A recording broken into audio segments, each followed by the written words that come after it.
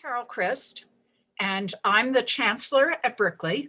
And I want to give you all a great big Go Bears welcome to alums, to parents, to family members, to students, to our virtual homecoming. If you'd like to submit a question to our panel, please use the form included in the event description on YouTube. And later in the program, we'll be answering some of your questions. First, I'm going to give a very short campus update. When I was reading the New York Times this morning, I flipped a page and saw a big picture of one of our two Nobel Prize winners, Reinhard Genzel. We are still basking in the glow of having our faculty having been awarded two Nobel Prizes last week, Jennifer Doudna in chemistry and Reinhard Genzel in physics. The range of these prizes is remarkable and suggests Berkeley's remarkable range. Reinhard Genzel's was for discovering the black hole at the middle of the Milky Way, and Jennifer Doudna's was for CRISPR-Cas9 technology, which in the words of the Nobel Committee enables us to rewrite the code of life. So it was an extraordinarily exciting week. We also have just finished a year of celebrating 150 years of women at Berkeley, really excavating the history of women on the campus. So that's been an exciting celebration as well. I want to give you just a few updates. We are well into our phased reopening of the campus. Research has been open at about 25% density since the middle of June. And we're about to increase that density by 50%. We've had no cases of COVID that have been attributed to our research reopening. We spent the summer, we've obviously moved to remote instruction in the spring with just 2 days notice, so very much on the fly. But we spent the summer trying to make sure that our classes represented best practices in remote instruction. I'm myself teaching remotely this semester, really enjoying it. It's a course on Frankenstein, and its rewritings, which seems very relevant in today's world. Our dorms opened at about 25% capacity. We tested all our students on move-in. We only had 3 positive cases, and our positivity, we're requiring our students to be tested twice a week. Our positivity rate is less than 1%. We have just actually today taken to the city of Berkeley a set of pilots for outdoor instruction this fall. And we're very eagerly awaiting their permission for us to go ahead with these pilots to try to figure out how we can teach safely outside. Athletics is practicing, and the football season begins on November 7th with a game against the University of Washington. And then finally in the spring, we expect to be hybrid. We will have small in-person classes, 25 students and under, laboratory classes, performing arts classes, fieldwork classes, studio classes, but our lecture classes will continue to be remote. But we will have a more populated campus in the spring. So I think this is an extraordinary opportunity to bring together alums, students, and parents. We're all part of the Cal family. We have a wonderful panel for you today, and I'm going to invite each panelist to introduce themselves. Our first panelist is Alexis at CIVSG Zaragoza. She's currently studying geography and political science here at Berkeley and serves as the 2020 to 2022 student regent for the University of California Board of Regents. Alexis, in your own words, would you share a little more about yourself? Yes, thank you so much, Carol. So previously, I was actually also on the Board of Governors for the California Community Colleges as their representative, student representative. And I came from MJC to Berkeley just about a year ago. And so I've been here since then. I am doing geography and political science. I just added on political science very recently, actually. And I'm also, Cherokee. I'm also Chicana. So I'm really heavily a part of our NASD department, as well as INC, which is the Native American Student Development Center, as well as the Indigenous Native Coalition. I'm also a McNair Scholar this past year. And so I was able to do research on spatial imagination of rural California, implications of physical place in access to higher education for Black, Indigenous, and people of color. And so it's been a really incredible time at Berkeley. So thank you so much for having me. Thank you. Our second panelist is Leja Clarendon. She graduated from Cal in 2013 and plays for the WNBA's New York Liberty. Leja, in your own words, would you please share a little bit more about yourself and your work as an activist and advocate? Well, hearing Alexis, I'm like, God, I got to get my intro up a little bit, my intro game up. I'm Leja Clarendon. I play in the WNBA. I identify as non-binary. I just finished my 8th season for the New York Liberty. I was drafted to the Indiana Fever in 2013. I've played for various teams across the league. I self-identify as an activist, more recently an organizer. Recently was a part of like the most historic collective bargaining agreement that the WNBA negotiated with, like the union negotiated with the WNBA for our labor rights. So we had an uptake in our salary, benefits for moms, the whole gamut. And as a part of our union, I serve as first vice president. Currently in my 2nd term in that leadership role. We were talking a little bit off camera that you don't realize how much you bite off because you say yes and you agree to be a part of something, and then you realize it's a lot of work, a lot of calls. So I'm super involved in leadership in the league. I was a part of the 2013 Final Four run at UC Berkeley for the women's basketball team, and I'm super excited to be a part of this conversation and always get involved in anything at Cal because it has a really strong place in my heart and helped me really grow as a young queer person who was away from home and found a lot of community and love and really came into my identity at Cal. Thank you, Leja. Our third and final panelist is Norman Mineta.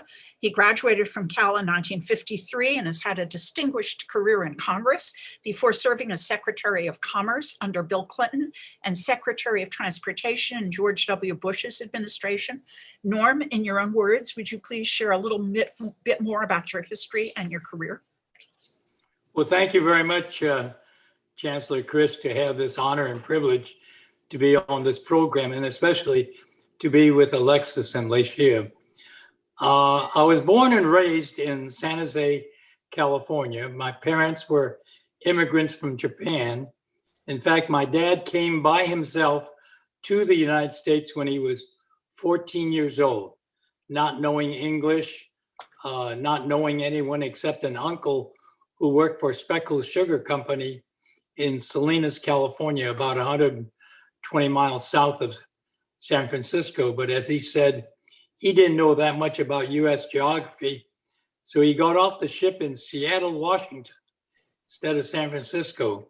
So he was 800 miles away from where he should be. And 14 years old, couldn't speak English, and worked from one farm labor camp to a lumber camp. And it took him a year and a half to get down to Salinas, California. And his uncle said, "You've got to learn English." So he put him in the 1st grade. And he said that was the most humiliating thing he ever did. Not because he didn't know English, but he was about 5'2", 5'3". So there were kids in that class in that school, who were as tall as he was. And it became an incentive to learn English as quickly as possible.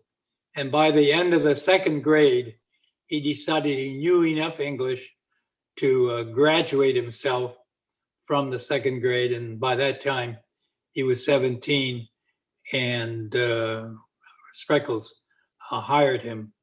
Now, the biggest thing I think that impacted those of Japanese ancestry after Pearl Harbor was the evacuation and internment for the duration of the war in isolated camps across the country.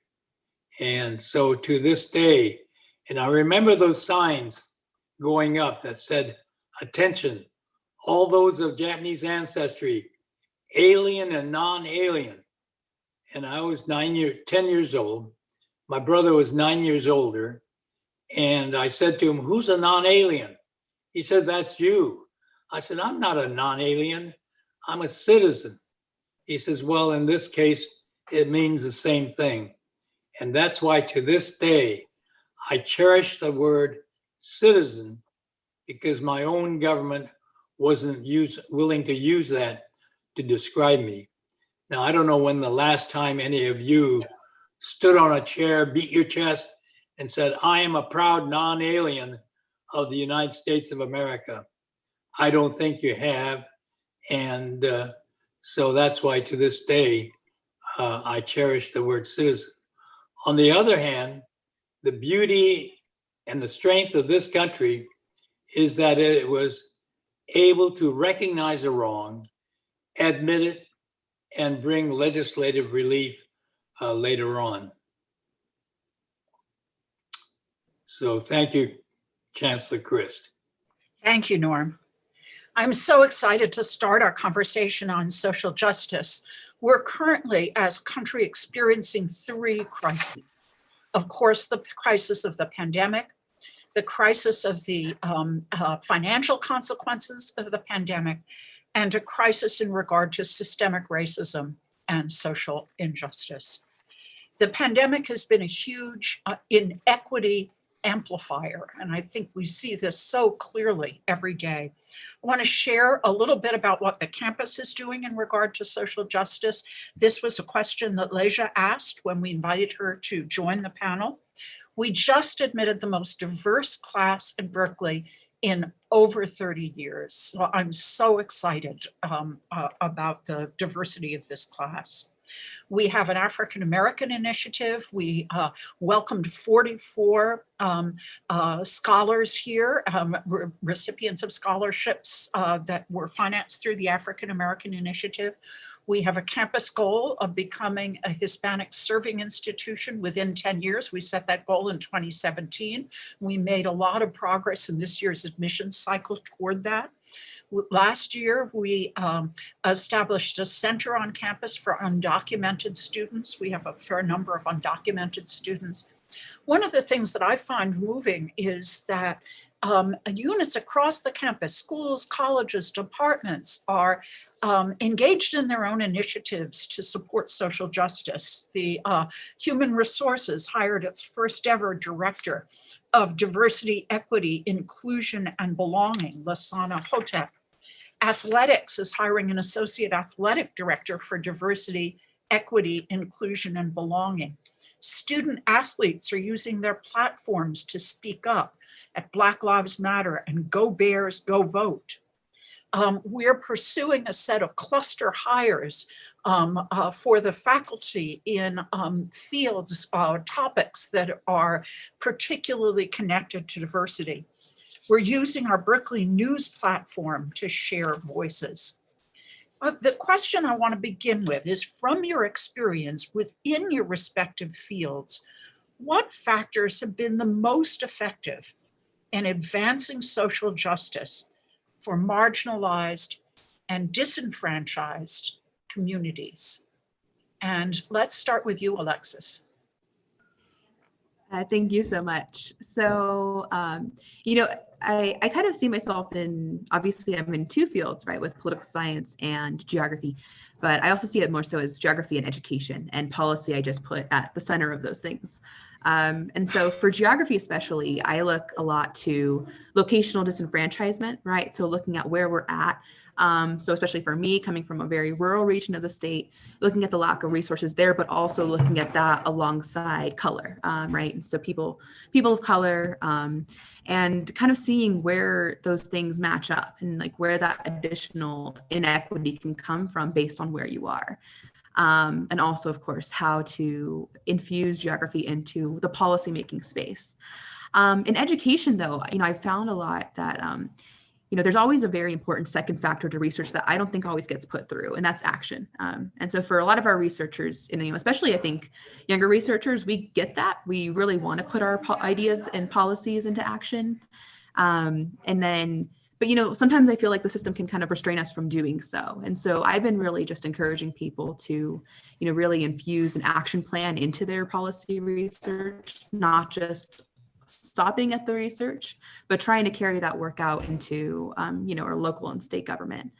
And, just because talking points and statistics doesn't mean that the community. And so bringing in people from the community into our conversations that we're having in committees and work groups and that kind of thing to make sure that we're really infusing social justice into everything that we do. Thank you. Leisha, what about you? What do you think are the factors that have been most effective in advancing social justice? So within my space of sports, obviously, we've seen a ridiculously awesome and at the same time performative splash of social justice in the sports space. So I always have a little bit of torn feelings about that.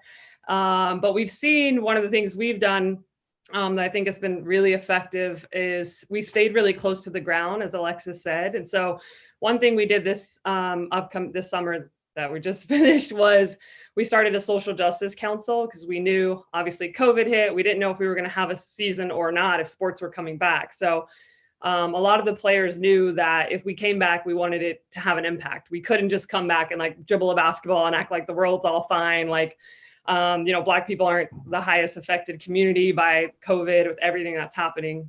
And so we created the Social Justice Council, and that was the first one that had been created in sports with the mission to educate, to amplify, and to have action. And so those were our three direct pillars. And so obviously you have to educate yourself first and foremost if you're gonna understand these issues so you can fight them. As athletes, obviously we have the power to amplify. We have platforms that people care because we can dribble a ball, we can shoot a three. And so we wanna always use that opportunity, our time on ESPN. And then we want action. So we're not just like talking about it, we're actually being about it. And so I think the really cool thing that we did in my field was that we worked directly with the Mothers Network and with the African American Policy Forum. And so we dedicated our season to Say Her Name campaign. If anyone doesn't know, it's the campaign that was started in 2014 to raise awareness and bring action around women who are victims of police violence, state violence, police brutality. And so as a women's league, as a league full of a lot of queer Black women, this was kind of a no-brainer and to amplify this message. And then we thought someone had actually reached out to us. It was Dr. Kimberly Crenshaw, who was the person who started the African American Policy Forum and started the Say Her Name campaign, which we actually didn't know who started it. We just were like, obviously we'd heard the campaign, we'd seen it on Twitter. And then fast forward, she reached out to us, and obviously going to Berkeley, studying sociology, like Dr. Crenshaw is like an OG in the field. It was so cool to get to know her. And what we did by partnering with her was like, we connected directly with the Mothers Network, the mothers of people who were victims of all of this. And so we were like very close to the ground, close to the heartbeat. And we had calls with the Mothers Network so they could educate us on issues that we weren't aware of. How, for example, one mother's daughter was murdered by the police and they sent her the bill to dispose of the car she was murdered in, like things that we just don't know and stories we don't know about knowing your rights. We watched the documentary and we know Sandra Bland knew her rights. She knew she was being arrested wrongfully. Still, she died in police custody. And so we just learned so much and we're able to amplify this message. And we put Breonna Taylor at the forefront of our mission and to keep her name in the front of people's mouths, because as performative as sports activism has become, part of the big thing is keeping the messaging in front of people's face, not letting them forget like, oh, it's just another name, it's just another victim. And so for us, the one thing I've learned and always try and do is like work with the organizations who are already doing the work, because everyone now wants to pick up and start something new, and that can be great. But even when you start something new, go back and connect with the people who are already doing the work, who maybe don't get the money, the funding, don't get the amplification, and don't get the justice that they so often deserve. Thank you. Norm, what about you? Well, because of my own experience of having been forcibly removed from our homes during World War II and put into these isolated camps across the country, I have always tried to get people involved in public service or running for office. Now, people who are going to run for office maybe represent 1% of the population, but everyone can pursue their career goals, their professional goals, and I want them to participate in some form of public service. They can still be working at their jobs, but they can say to their mayor, county executive, governor, to the president, I'm a subject matter expert and I would like to serve on a board or commission. Because what's happening is that there are many people who are making decisions about us who don't know a thing about us. And so always been trying to encourage people to get into that pipeline to get to public office, or as they pursue their professional goals, to participate and devote a little bit of time to something besides self. Thank you. In August, California Governor Gavin Newsom signed Assembly Bill 1460, a new law that will require all students enrolled at the 23 CSU campuses to take a 3-unit class in Native American Studies, African American Studies, Asian American Studies, or Latino Studies as part of their graduation requirement. When you attended Cal, were you able to take advantage of similar classes?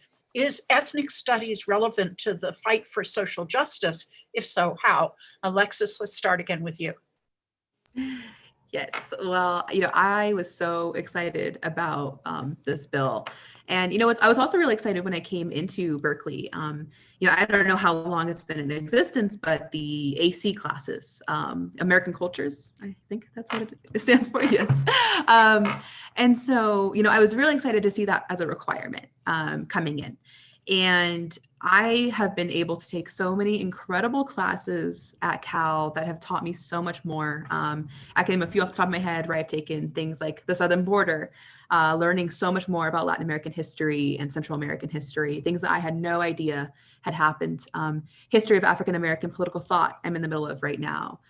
Race, space, and inequality was one of my favorite classes, right? I was even able to take a grad course this semester, so a master's level course in critical race theory and public policy, which has been so incredible for me.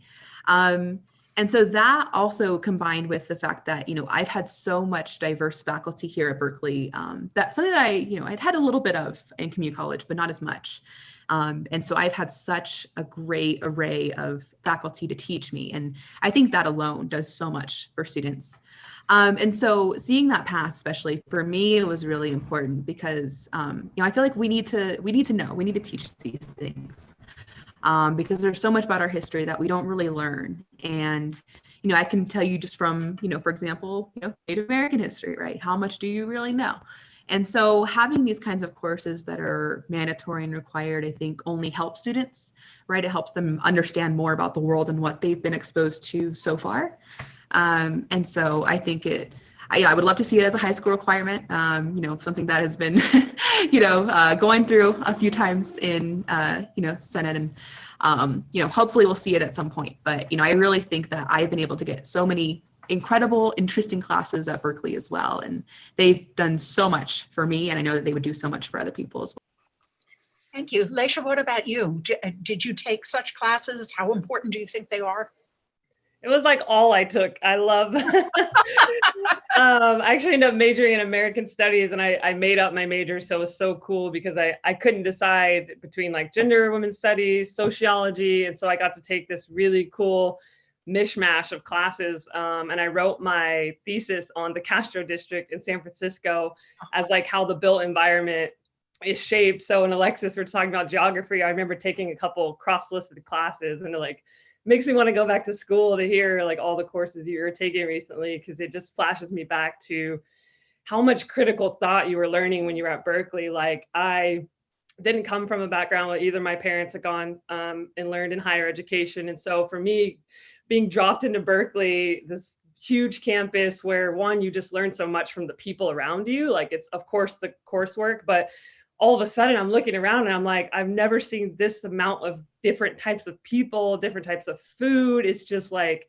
what I hope the whole world and every community can look like, because that's how we learn so much from just our neighbors and the people to the right and the left of us. And the classes I took just opened my mind to so much. I can remember sitting there as a freshman in a lower division sociology class. I think it was just a 101. And I just was like mind blown. And then I was angry, right? Because you learn all of the inequality, you learn how ingrained it is, and you kind of start to put words to your experiences, and you realize like, oh, wow, it's even my dad is, I'm white and my mom is Black. And I remember being like, Dad, like you benefit from white privilege, like learning all these things. And it got into a conversation with him about it. And it just blew my mind. You learn so much. And so I think the fact that these courses are now required are really cool, because someone who might be majoring in this, or someone who's a person of color who has interest because they want to learn more about their history. But what about the people across the board who maybe just major in something random that doesn't require them to take this course? Or you see how people can leave a higher institution without maybe actually really learning about systemic racism. And that's a huge problem. You see people climb these ladders, and maybe they're at big companies, and you're talking about systemic racism. And they're like, what do you mean? I pulled myself up by my bootstraps. Everybody's got this opportunity. You're like, nope, 30-second timeout. This isn't true. So the fact that Newsom did this, I think, is a really great step in the right direction. And it makes me excited to see how it's implemented. And same as Alexis, like I want to see it in high school and down to middle school. And I think that's something we're going to keep fighting for. That's really interesting, Lisha. What you said reminded me of something I heard Jaylen Brown say when he came to Berkeley. He said he started taking a lot of classes in education, and he said, I realized I was tracked when he was studying tracking, and it just gave him all of this insight into his own experience as an African-American man. Yeah. Norm, what about you? I mean, obviously the curriculum was different in the 1950s, but were there courses that you took that led to an understanding of social justice that were important to you?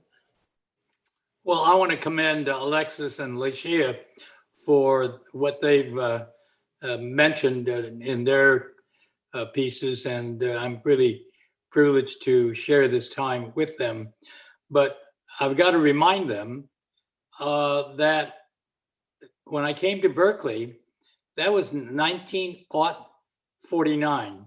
So I'm not even sure their parents were even born at that point. So again, I can also say that I was probably ahead of my time, because I did spend a lot of time on the lawn outside of Doe Library, and we didn't have any computers. So I did spend a lot of time there on the library, or on the grass at Doe Library, without the benefit of being able to join in on these conversations. So it was one of those things where I just said, anybody can pick up a sign and run up and down the street. But what's more important is to get those people at the table where decisions were being made about all of us by people who didn't know a thing about us. And that's why involvement in community activities and continued interest in these kinds of activities is important. And I think that as a result of that, there's a much better understanding about social injustice just from the Black Lives Matter issues that have come up. And so I want to commend everyone to continued community participation in these kinds of activities. Thank you. Your mention of the word community leads to me to another question. Within the context of the work you do, what's your vision for a just, inclusive, and equitable community? Alexis? Yes. So, for me, of course,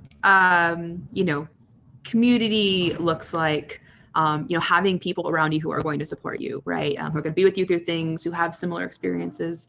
I didn't really have much of a community until I got to Berkeley, actually, besides, of course, my own family and some friends. But I feel like I really learned the true meaning of community, in the Native American Student Development Center, in the Indigenous Native Coalition, right? The things that I was joining where people could better understand my experiences and where I could understand theirs. And we were able to lift each other up through that and through school, right? To help each other.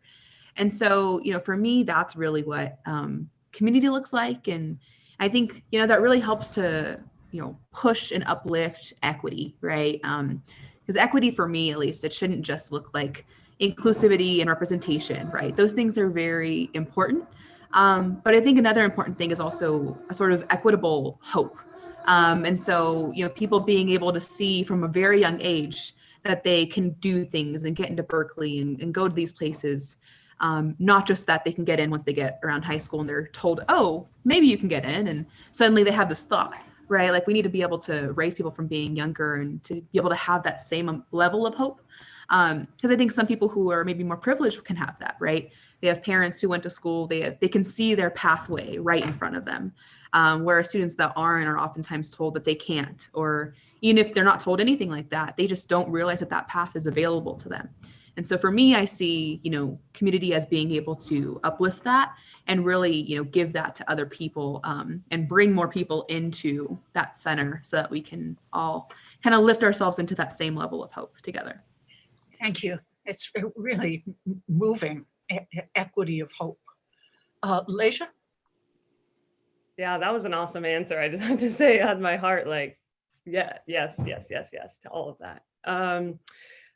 I'm going to go more the sports route because Alexis said everything amazingly about education and Berkeley's experience. For me, community, it has always existed in basketball.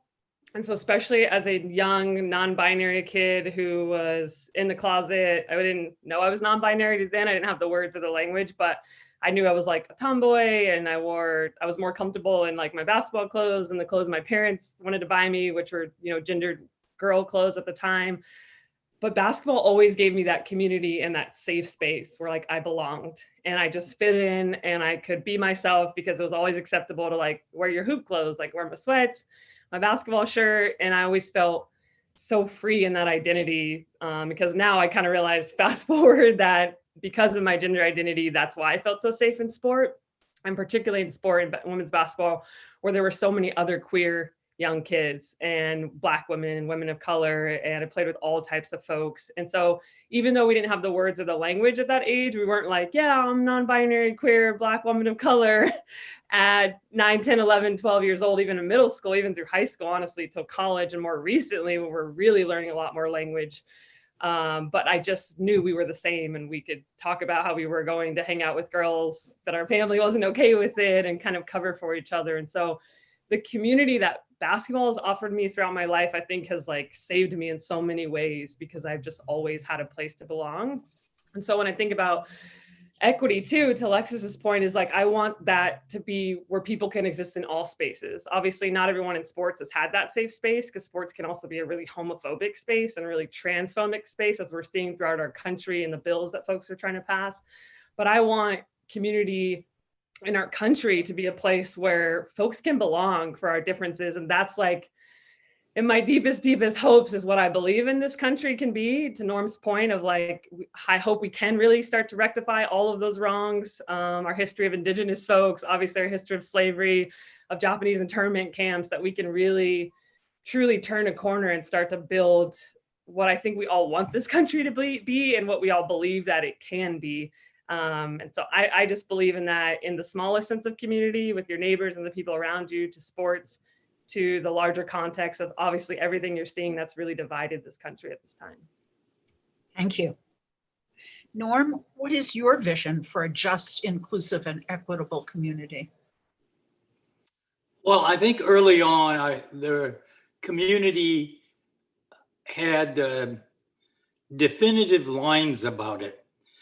And I was Secretary of Transportation when 9/11 hit, and I ordered all the planes down, some 6,438 airplanes, And then soon after that, there was all this rhetoric about banning Middle Easterners from flying, keep Muslims off airplanes. And I thought back to my own experience of being forcibly removed from our homes in 1942 and put into camps for the duration of World War II. And here, all of a sudden, on 9/11, that whole thing was coming back. Ban Middle Easterners from flying, keep Muslims off airplanes. And so my definition of community became much broader, so that you try to, as you deal with issues, try to be inclusive of many facets of what might be defined as community. And so it is important that as we deal with community, that we broaden that base of who we're talking to, who we're talking about, so that there is inclusion, as Leshia said, whether gender related, race related, and as Alexis also pointed out, in what is your role in the community? So again, it really is very important that we be inclusive as much as possible in dealing with social issues. Thank you. I'm going to ask a question now about language and communication. Obviously, language and communication is both a vehicle for change, but it also can be a vehicle for bias and prejudice. Do you have a particular approach to using social media, or do you have concerns about the media landscape today, particularly with regard to activism and human rights? Alexis? Yeah, I think it's obviously very important to, fact check our information and really see what we're getting our sources from, and also just questioning our own beliefs and making sure, okay, this is what I believe in, and having an open mind to morphing that into, something else depending on what we're learning. But I think one of the best things about especially social media and things like that is that people can tell their stories, and it goes places and it makes changes. And, for me, that's actually been very, very useful as a tool, right? I can go on to, it could be Twitter or Facebook or whatever it is, right? And I can just post something small about, this bad experience I had with maybe a faculty member, or, in one case it was, I almost didn't actually apply to Berkeley, right? Because of application fees. And at the time, even though my dad was unemployed, I didn't qualify because it was going off of different taxes and that kind of thing. And I just wasn't sure how to contest that at all. And so I kind of just gave up on it, and I was like, oh, I'm just not going to do it. And then very last minute, a friend loaned me the money so I could apply, right? Things like that. And I, just put it out there in the world. And I was like, I wish that we could have better communication and better language around this, so that students know what to do. And so, a reporter picked up on that and, wrote an entire story, and it was included in, a whole research report on the actual subject of application fees, things like that. And I've seen a lot of students get a lot of, their voices get louder because of social media, because we're able to share it and see it, and we can all communicate there. And, by telling your story, you can really make change, and it's really cool to see happen, because those same exact things can end in policy recommendations, right? And then we can use that research to then, infuse it into what we do with our policy work, and then try to make something happen so that your experience is not just yours, but it's, multiple people's, and we get it out there. And so I really do like social media for that, especially to be able to tell our stories, get it out there, and then have something happen out of that. Thank you. Leja, how do you think about social media and language in relationship to activism and human rights? I think it kind of connects with our last question about community. And so one of the cool things, obviously with anything, there's good and bad. We know social media can be really addictive. It's designed to get you to pick it up and click, and it can affect your mental health. So all of those things that I try and have a balance with social media. And sometimes I'll throw my wallet against the phone because I've picked it up 29 times in a minute. But what I really love about it is that it gives you an opportunity for everyone to have a platform and everyone to have a voice. And like Alexis said, everyone to tell their story.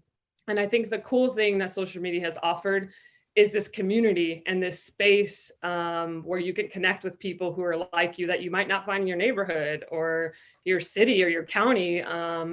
And it gives us the opportunity to organize broadly. And I think so much of what we've seen within like the Black Lives Matter movement and so many grassroots movements that have started because people have had access to social media and they've had the opportunity to connect across regions and in a way that they couldn't be suppressed, or obviously like finding each other on these kind of random chat rooms. And so I think that's the thing that I love about it, is that it gives us this opportunity. And we see so many of the movements start with the people, like everyday, ordinary people who just connect.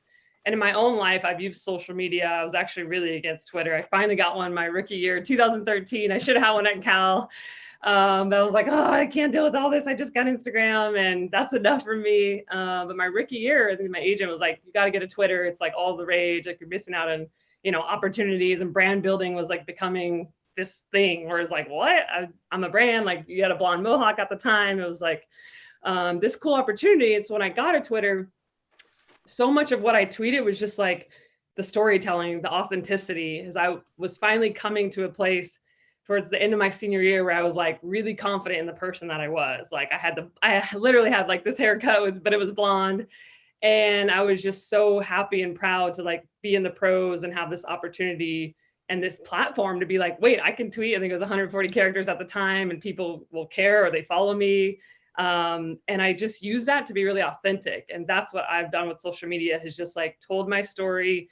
And I found so many people who like appreciated that reflection, that have messaged me like throughout the years, across age gaps, like people who've messaged me about their kids, older folks who've messaged me that are just like, I wish I could have been like this when I was your age, but it makes me so happy and proud to see you like out and succeeding. And I think that's the cool part of social media. I've just told my story and kind of ended up being a leader in the space by showing up like just totally authentic to who I am. Thank you.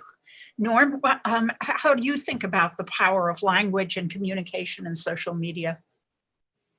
Well, there's no question that words matter. And the fact that I grew up in an age where social media did not exist.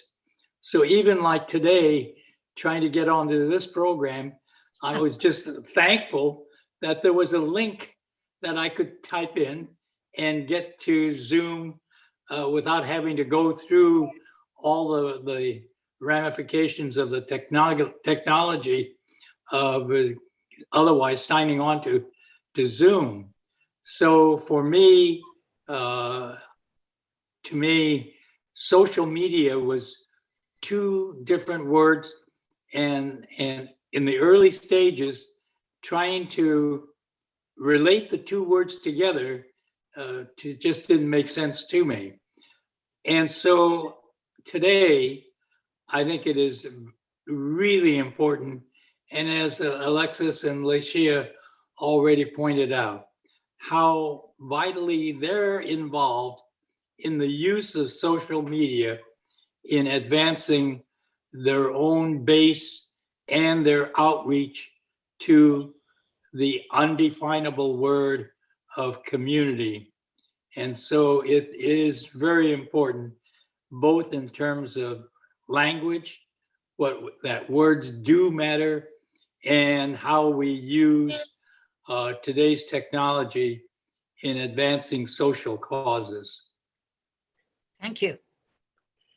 So now I'm going to ask for your advice. What would you like to see the university do to become a leader in the social justice movement in 5 years? And start with you again, Alexis.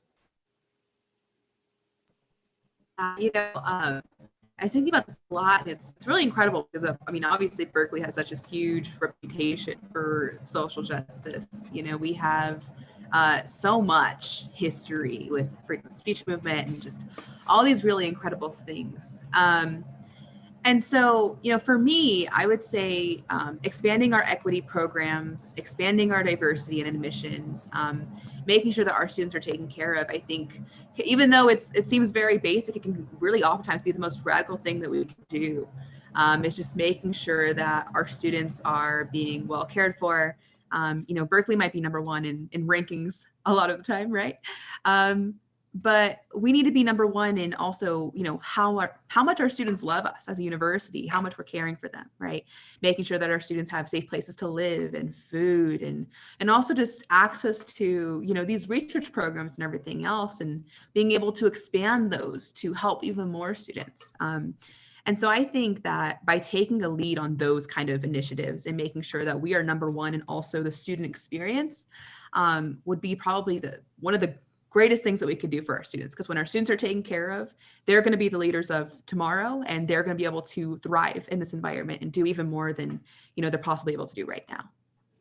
That's great advice. I mean, I want Berkeley to become as renowned for the quality of its student experience as for its Nobel Prizes. Laisha, what do you think we should be doing to be a leader in social justice in 5 years? Alexis steals all my answers, so she's so good. I'm like thankful she goes first, and then I'm like, dang, that was so good. I was going to say some of that. So, I mean, what you said was so spot on. I think something I think about with my experience at Cal too was like continuing to integrate the sports community and the university community. Sometimes they exist in like very like silos. Like we get stuck in our sports space and we don't get integrated, and there's kind of can be some tension between the two. So I think that's one that I think has continued to get better over the years. But I think that's a big place to keep growing. I think mental health services. I don't know if anyone's read What Made Maddie Run. It's a book by Kate Fagan, and it's about mental health on college campuses, and it does have a sports landscape. That's my field as well, so I'm thinking through that lens. And we know mental health is just a really tough battle, and especially with everything that's going on with the pandemic right now. So to Alexis's point of like I almost said player experience to the student experience on campus, I think about how great of an experience I had at Cal, of how much it shaped who I am, and how fondly I think about the time there, and how it shaped because I had my basic needs met, because I wasn't stressed. For me, I was on scholarship, so I wasn't worried about where I was living. I was in like the nice dorms. I had a meal plan. But the everyday student that goes there that might not get the scholarship, that's working a couple jobs, like what resources are we providing for them so they can have a lightness about them as they go into classes and just worry about this access and opportunity to higher education. I think I would love to see like if there was a list and Berkeley is like number one on student experience, because that's the experience I had at Cal, and I really hope that everybody can get. And then I will just add, continuing to listen to the students and the student groups on campus. I know like the Fannie Lou Hamer Sitter is now a resource center on Cal, and I was so happy and proud. And like, I wish I had that space when I was at Cal to go. We always had like Black Wednesday in front of the Bear Cafe, but knowing there's like a building and a space for students to go to. And I know we had the LGBT Center. And so continuing to create physical spaces on campus for students to go to so they can have that safety where they have people that look like them and they have community. Thanks so much for that answer. There's so much richness there. I don't know if you know that there's going to be a mural that's going to be painted on the Black Wednesday wall. That's an initiative of the students, and I've been so moved by how athletes have really stepped up and been giving leadership in the current crisis. And Charmin Smith, the women's basketball coach, has been really, really powerful in the ways she's been speaking about it. So that's really great. And Norm, what do you think? How can the university be a leader in the social justice movement in 5 years? I would hope that the university would continue to have outreach, starting with probably at the grammar school level, not so much to talk about Berkeley, but to just broaden their own thoughts about opportunities that might exist. And that's something that we have to keep I think, working at in terms of keeping people involved and knowledgeable about opportunities that exist in the future. And so I would hope our outreach program would start at an early age and continue up through the whole issue of admission at Berkeley. And so I would hope that we use all these today's technology to advance that whole issue of exposure and opportunities that exist in the future, because that's the opportunity that opens the door for everyone to be able to participate. And listening to both Alexis and Leshia about their own experiences and how this has fit in to their advantage as they broaden not only for themselves, but the inclusion of so many others for opportunities to the future. Thank you. Thank you. I have a question in the chat here. Can you please share your perspectives on California Proposition 16? That's the proposition that would reverse Proposition 209 and allow affirmative action in admissions, hiring, and contracting, and its potential impact on UC admissions. Alexis, can you answer that question? Yes, absolutely. I am so excited for the election upcoming. I'm actually going to be on 2 different Prop 16 webinars today, later today. I've been a huge advocate for it. But, I think it would just do so much. And I think, so many people have this other idea about it as if, it has to do with quotas and things like that. But obviously we know that it doesn't. But really just, I think there's so much to be said about how much more of the experience we need to know about our students in admissions, right? And just a simple checkbox on race matters so much, right? Because when I can put into context that this student not only went to a low income school and went through these different hardships and everything else, but also that they, are Black. And so they probably had to deal with a great ton of racism in their lifetimes and, those different kinds of things. And so, being able to factor race into admissions to me is just an additional part of your identity. Why shouldn't admissions know about your identity and who you are and, how that helps shape your life experiences? And so for me, it's an easy yes. But of course, we're still, going to have to keep advocating for it all over. And, we're really hoping that we can get this passed because it's going to do so much for equity in not only in admissions, but in businesses and just all these different areas across our state to really increase diversity. Leshia, what's your view?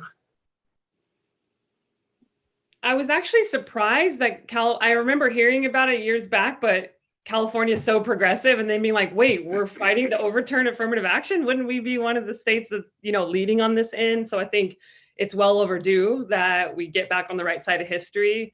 And I think especially what we've learned from our time at Cal is that these wrongs don't just get righted, they're systemic. And so we know we need these types of like this prop in place, to Alexis's point, to start to make a difference, to start to try and make these systemic changes. And so I think it's just, it's a no-brainer and I'm excited and I'm ready to vote absolutely on the ballot and I'm looking forward to it because obviously California is my home state and I hold it in high regard and I'm glad we're moving in the right direction and seeing what Newsom's done with putting in the classes in place for UC. So I think it's a good place to keep building on historically. Thank you. Norm, what's your perspective? Well, I'm very much in favor of Prop 16. And so I would just hope, as both Alexis and Leshia have expressed, this whole idea of trying to broaden the support and not reverse what progress we've made over the years. So I would hope that Prop 16 would win and we be able to continue to expand the opportunities for the future. Thank you. So we're almost at time. I want to invite each of you to share a final thought with the audience, anything that you would like to say. And Norm, I'm going to start with you. What would you like to share with the audience? Well, I would just hope that people would continue to be mindful of the inclusivity of our approach to societal problems, and to keep broadening that base so that everyone is included in the opportunities that we all have for the future. So again, Chancellor Christ, thank you very much for this opportunity to be on this program today. And I was so thrilled to be with Alexis and Lashia, and thank them for their contribution and what I've been able to learn from just listening to them as well. Thank you. Laisha, what final thoughts do you want to share with the audience? I just want to share, I'm a big storyteller, like Alexis has said, because we have all the same answers, is the power of stories. One is like sharing your story is so powerful. It doesn't matter whether you know a few people, have a few folks in your community or social platforms or billions. And that I'm also a big reader, that reading and education and learning stories that are different than us. Like you might not be able to walk outside your door and go find a Black trans person to become friends with, but like you can read stories about them. You can read about Japanese internment camps. You can read about the different effects. And I think stories are one of the fun ways to do that, because we're all reading, you know, the new Jim Crow and those very great, dense academic books that we have to read, but there's so much joy and learning to be had in the stories and fiction and people's memoirs that I think sometimes we pass up on because they don't seem as like high academic enough. But I just read All Boys Aren't Blue by George M. Johnson, and it's a phenomenal book about masculinity. And so I think read different perspectives for people that aren't like you, because that's the easiest way to build empathy. And then that leads to obviously like how you vote, how you treat people, how you want policies to be changed, because you know their stories. Yeah, I couldn't, I agree so much with that as a professor of English. I just think stories show you different worlds and they broaden your empathy. They're really important in changing your consciousness. Alexis, what final words do you have? Thank you. Yes, I'm glad to finally have some words taken from me. But I think that's such an incredible take. And also, I was just having that conversation, right, about reading books, but also not just academic books, and how much that's helped me in my experiences. But yes, I would really just tell people, of course, keeping an open mind at all times, especially, coming into Berkeley, especially, students who are in their first year, that kind of thing, just opening themselves up to so much experience, right? Like being open to not only doing new things, but also learning from new people and challenging yourself in the classes that you're taking, and, really taking things that maybe are out of your, immediate interest area, just to learn more about other fields. Like that's also important. And, especially for me, I think, Berkeley was one of the best decisions I've ever made. It's been such an incredible time just personally. And I am so excited, not just for what this campus is doing right now, but also, what we want to do in the future and where it's going. And so I'm so happy that lots of students get to be a part of that. And also that, the alumni get to be, the people who hold that legacy on their shoulders. And I'm glad to, eventually be one of them. So I'm just excited for all the students who are in attendance, all the people watching, and go Bears. Thank you, Alexis. And I'm going to provide a one-word final thought: vote. Thank you, Laisha, Norm, and Alexis, for joining me in this important conversation. We value your perspective and appreciate your taking the time to join us to kick off homecoming. To our audience, thank you for tuning in, and I hope you enjoy the rest of the weekend of events. Fiat Lux and go Bears. Go Bears. Thank you.